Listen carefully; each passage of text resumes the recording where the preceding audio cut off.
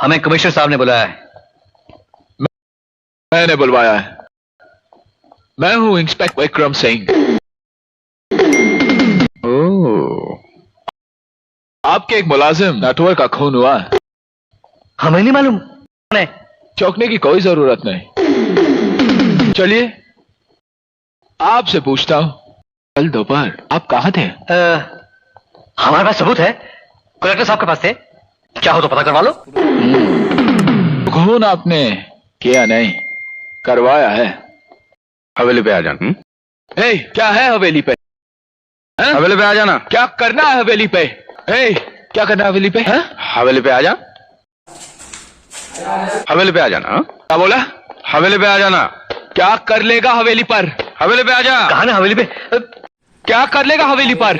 तू मुझे घुस खिलाएगा हवेली पे? अरे तेरे बड़े बड़े अफसर आते हैं हवेली पे, तू भी आ जाना। अरे मैं थूकता हूँ ऐसे अफसरों पर, थूकता हूँ।